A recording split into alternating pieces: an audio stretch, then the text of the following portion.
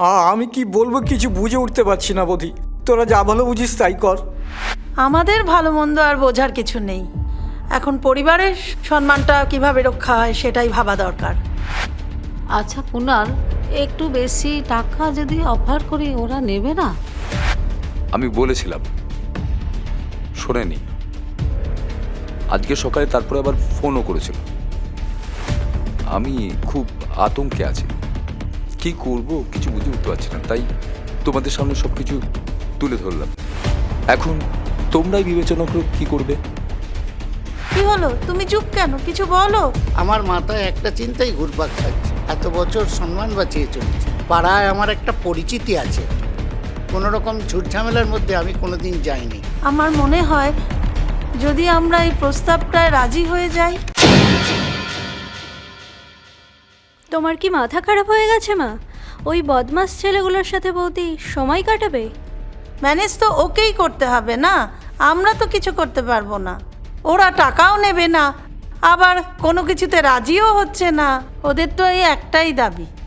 এখন এই দাবিটা মেনে নিলে সব কিছু ধামাচাপা পড়ে যাবে। কিন্তু তারপরেও যদি ওরা বদমাইশি করে? তুমি ওদের চেনো না মা।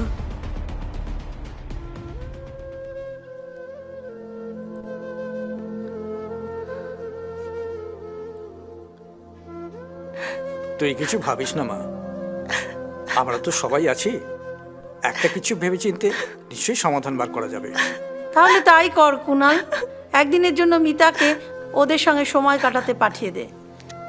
কি বলছো মা? এই কি করে সম্ভব? পরিবারের সম্মান রক্ষা করতে গেলে এছাড়া তো আমি আর কোনো উপায় দেখছি না। পারবে তুমি ওদের ম্যানেজ করতে?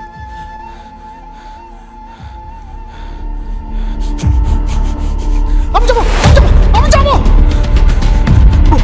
বৌমনি তুমি কোথাও যাবে না, তুমি কোথাও যাবে না। আমি ধরে মারবো, আমি ধরে মারবো। আমি যাবো, যাবো। বৌমনি, বৌমনি তুমি কোথাও যাবে না। আমি যাবো, আমি যাবো। আমাকে ছেড়ে দাও, আমি যাবো, যেতে দাও। যাবো, সাহস রেখে সবার মধ্যে রাজি হয়ে যা মা। এটা তো তোর পরিবার, পরিবারের সম্মান রক্ষায় যদি এইটুকু কৃচ্ছ সাধন করতে হয় করবি। কেউ তো জানতে পারবে না, তবু পরিবারের সম্মানটা তো রক্ষা হবে।